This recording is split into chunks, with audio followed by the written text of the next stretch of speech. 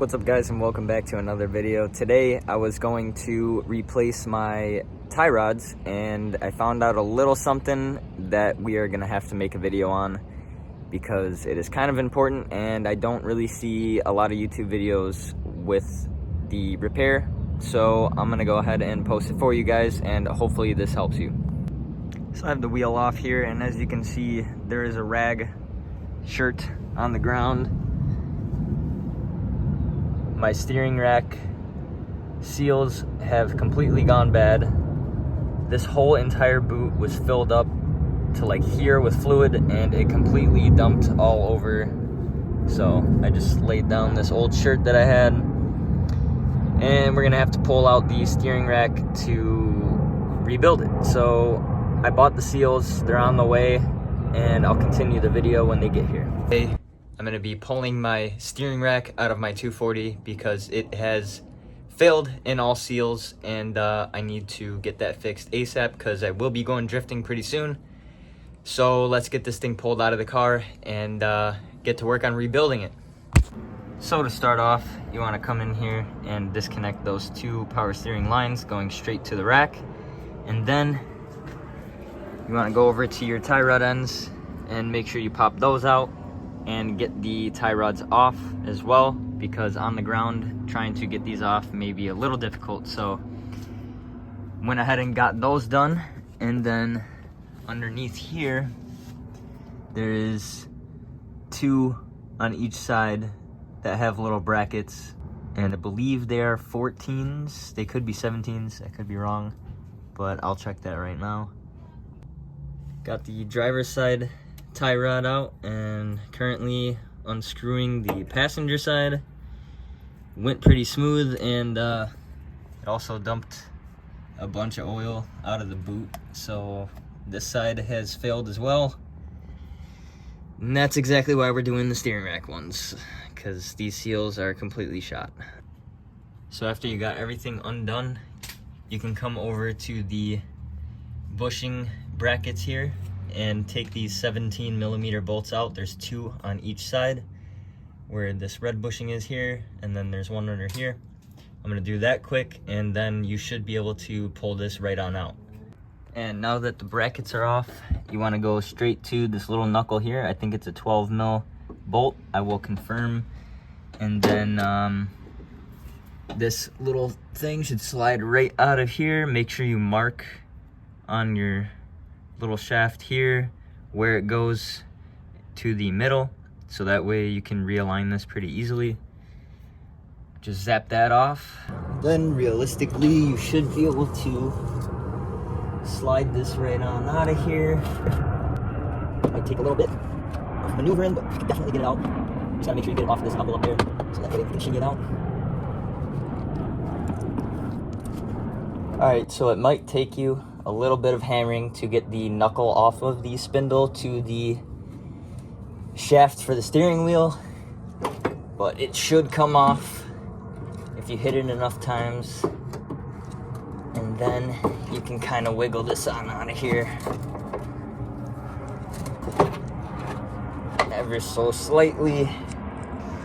Alright, so now that I have the rack on the bench here, I had to go ahead and buy a new adjustable wrench that could reach up to 53mm, because this nut is, I believe, a 40mm. I wasn't trying to guess, so I just got the adjustable. That way I'll just have this and for other projects. So you're gonna want to take this nut off very carefully, and you may have to drill out a little indentation that is made by factory. I think mine was previously rebuilt, so we're gonna find out right now. This kind of broke free pretty easily, and I'm just gonna slowly start taking this out, and hopefully I don't shred the threads.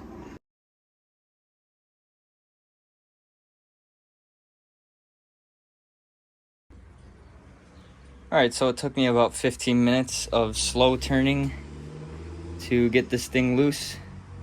I did not end up having to drill out the little indentation that they make by factory because mine wasn't really indented too well. So we got that off. we'll clean the threads on that before we put that back on. Now we need to get this little piston out of here so we can replace the seals on this side and the other side as well. So before you go ahead and remove this piece here, you want to make sure those lines are off, because you won't be able to remove this without the lines being off. Now we can go ahead and get these 3 bolts loose and start taking this out to replace the little seal inside here and the 4 seals that go down into the shaft. A few little taps will get this loose enough to where you can pull it off. Go ahead and set it in a pan, and the shaft should come out as well pretty easy. Don't forget that there is a little metal washer right underneath the bearing here. Can't really see it too well, but there's a small little lip underneath the bearing. Make sure not to lose that too. Place that in there safely. These are the seals that we're going to be replacing, 1, 2, 3, 4, with the little blue seals that I got in this kit. You can see them back there. And then there's also a seal right here and right here that you will be replacing as well. And we need to go ahead and knock this rod out the other end, so that way we can replace the inner rack seals for the piston. So right before we go ahead and knock that rod out of the steering rack, we need to get this lock nut loose and pull out this little nut here, which has a little spring tensioner in here, which has a little block that goes against the actual shaft to lock in your steering from your actual rod to the steering wheel. So let's take that off real fast. So once you go ahead and get that little lock nut off with your adjustable, you can go ahead and use a 12mm to get the rest of this out. And I'll show you right now, but there is a spring in here that will just be sitting right at the top. Pull that out carefully, set it to the side, and then there's a little piece in here that has a horseshoe that goes around the rack, and put that aside as well. So not only is there that spring, but right under the spring there's this washer here, another washer, and this little flat washer here. So make sure those go in the same order and place them aside on top of each other, so you know exactly how they go and you don't end up forgetting and putting the rack together wrong. After all of that is off, you want to go ahead and take a 15mm with a long extension here and put it on the side with the spindle and slowly start to knock out the rod from the inside. You will get a little bit of spitting going on from the ports, so make sure to put a towel or rag over those ports so you don't get too much of a mess going on. I am getting quite a mess going on. I'm gonna tuck some things in, but so far so good.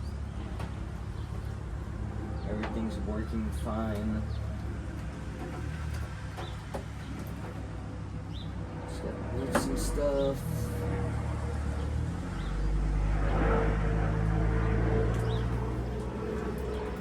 And now we can pull this out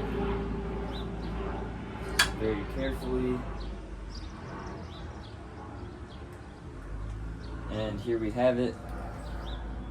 So there is a seal here with the springs facing towards the inside of this little separator here, and then we have a O-ring and a Teflon ring that goes right above that in the center of this here. And then on the inside of the rack, on this side, there's another seal that will be pushed in from the other way. You will need some sort of picks to put on and take off these seals, so make sure you have that as well. Now, right where that spring was, make sure you can get in here with some pliers. And just like that, we have this out here. I don't really know exactly what to call this, but we have it. Throw that to the side as well. And now we can slowly start peeling off the O-rings. This little one here.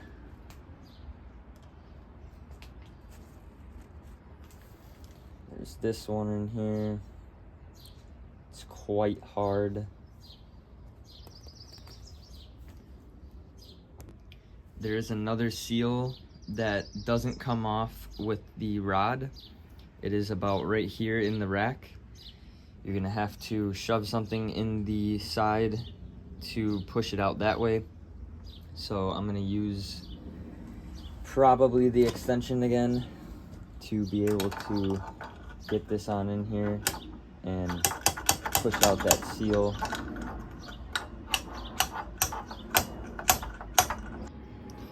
And here we have it. On the inside there is a metal collar, and here's the oil seal. Put these aside as well. This should be on the shaft. I'm not sure if it should disconnect like that, but I will definitely find out.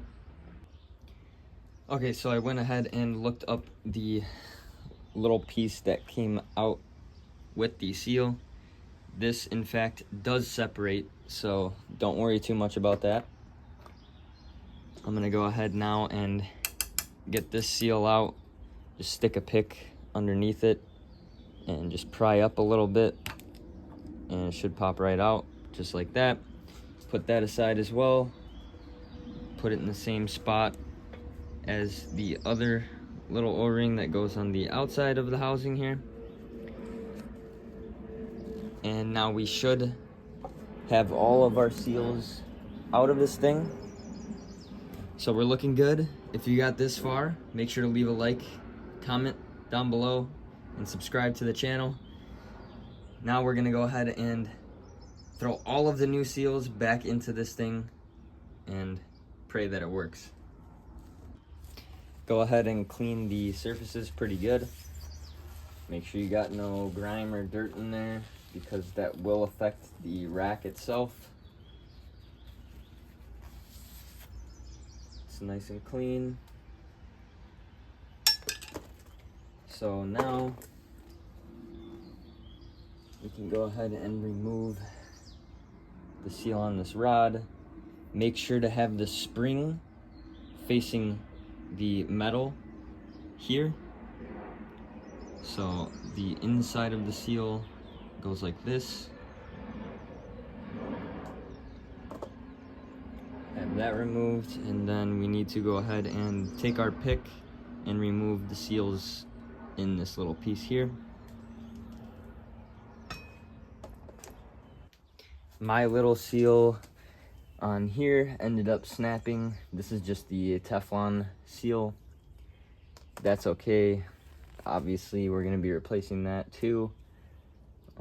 Was a little bit more difficult to remove. And then right underneath that is this small little O-ring. Slip that on out. Keep that with the Teflon seal. And now we can go ahead and take our little spindle here.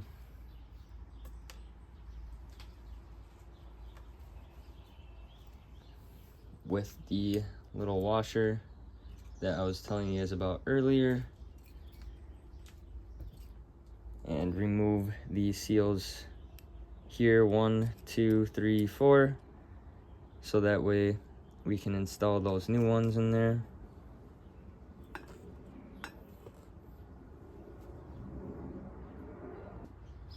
I'm gonna go ahead and start off with replacing these seals first on this. So let's go ahead and use our pick to gently get those on there. Make sure to oil them up just a little bit before trying to stretch them on here, because they will definitely snap. Be very gentle.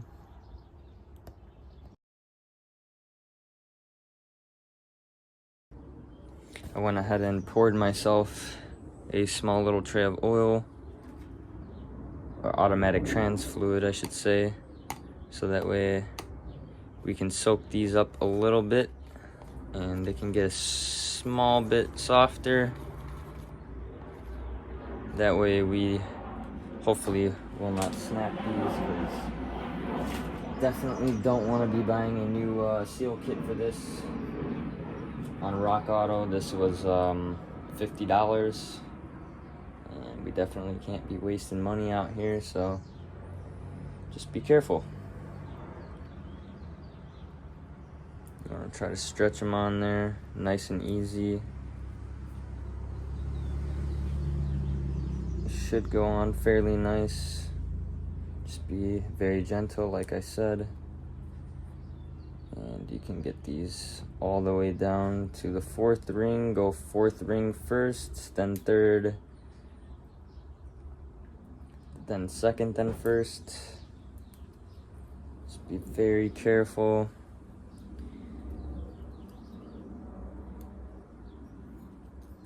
Almost to the 4th ring here. And there we are. 4th ring is on there. Let's go 3rd.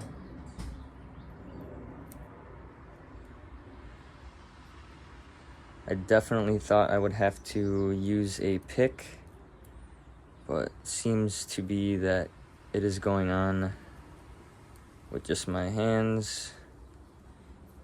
Just trying not to stretch it too hard or anything. Just go around it, work your way.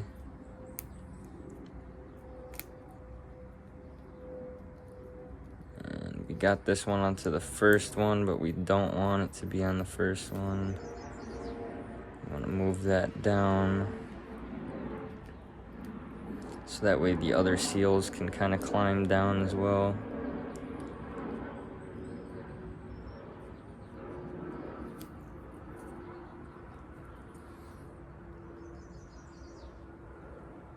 Hopefully I didn't get that one stuck in there. No. Slowly but surely.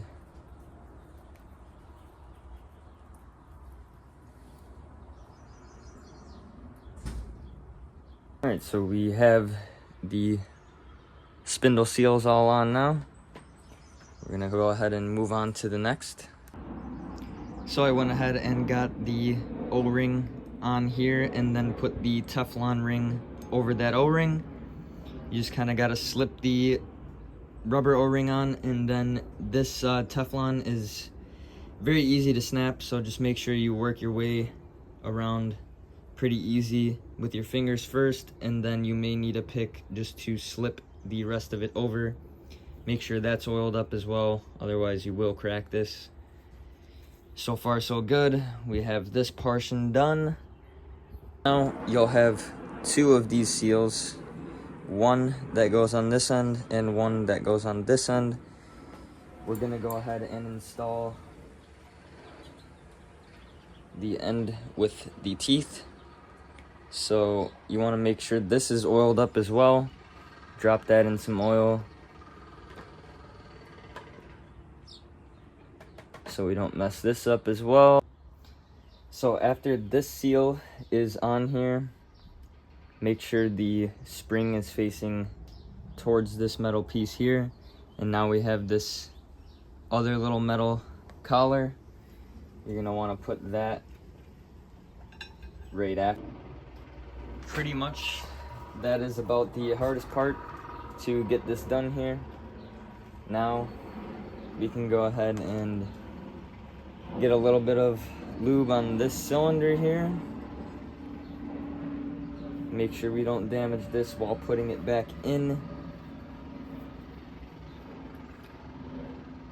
And now we can kind of just put this directly back in here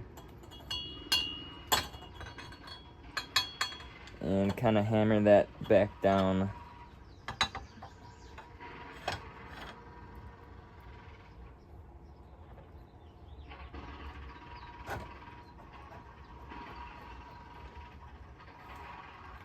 And it should be pretty much brand new.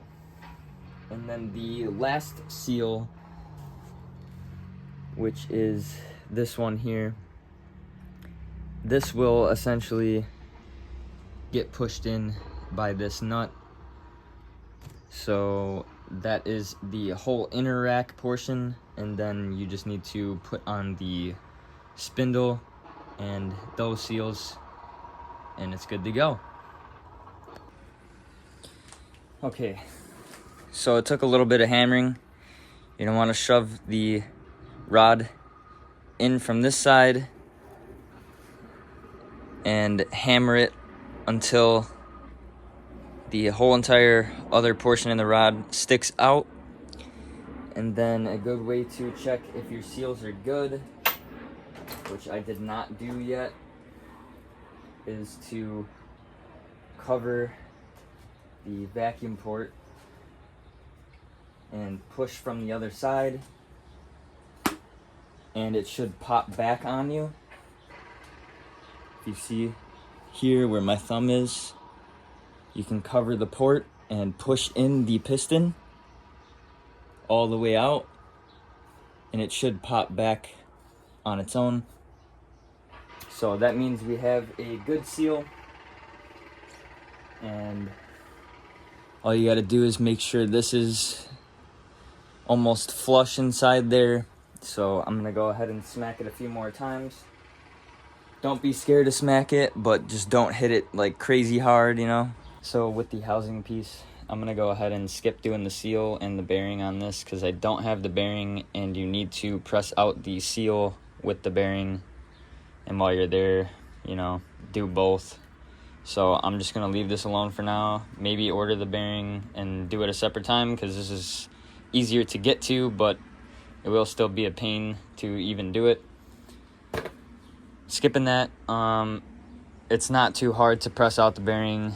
You can get a socket in here and push down, but it will make the indentations kind of fold a little bit with this bearing in here. I don't know if you can see. There's small little indentations there, and with enough pressure it will slide through those, and you'll probably have to re-indent that. I'll probably do a video on that later on as well, but we're just gonna go ahead and do the little housing gasket here.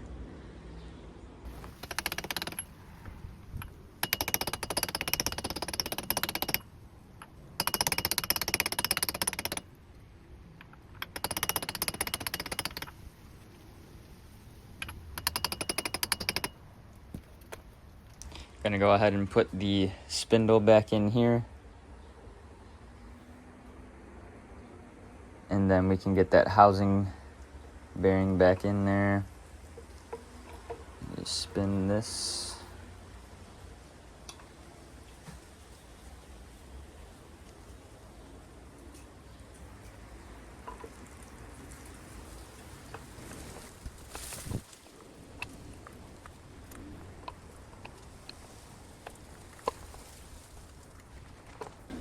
Now that you got the shaft in there, you kind of have to play with it back and forth, and then you can now turn it either way to make sure it works. Don't forget to grease this up.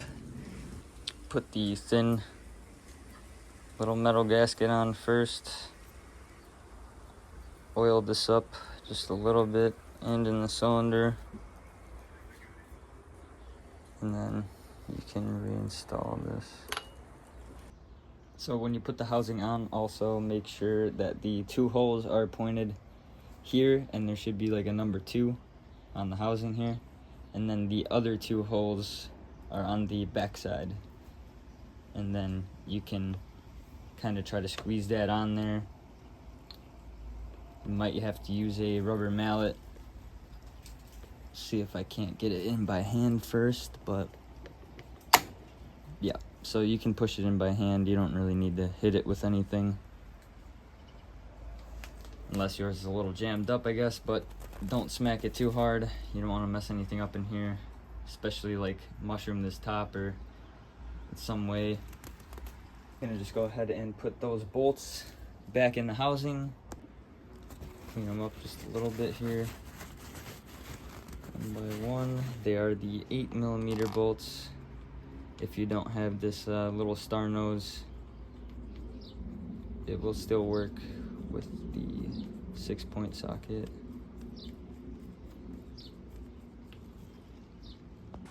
So with the housing back on, we can go ahead and throw in this little plastic piece. Whatever you want to call this thing. I've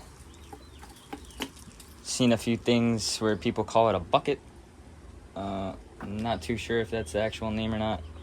Then you're going to want to take the spring seat and put that right inside that plastic piece there. Then the spring. Then you're going to put the thicker washer. Make sure that seat's down in there. And then the thinner washer, which I'm going to clean because it got a little bit of dirt on there.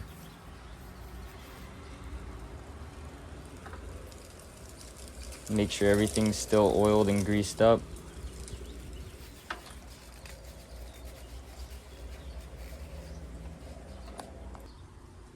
Go ahead and thread this back in here.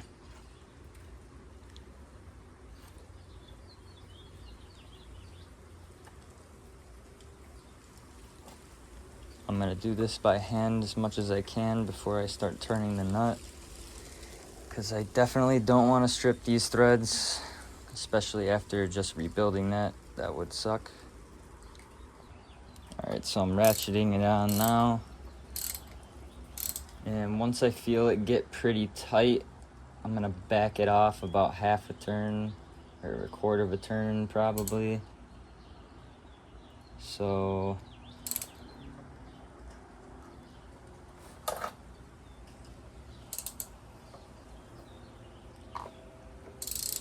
right about there feels pretty tight.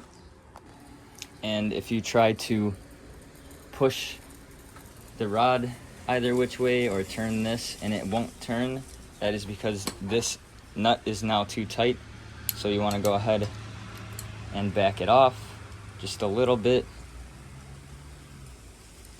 and then you can check the play in this as well. Mine is still a little too tight, so I only went about a quarter of a turn. There's about a half a turn, and now my rack can move again. So if you want to get real precise with it, you could tighten it up just a little bit and keep checking the play. I'm gonna kind of do that as well. Once you have it set where you want it, go ahead and throw that lock nut back on there and lock that thing up tight.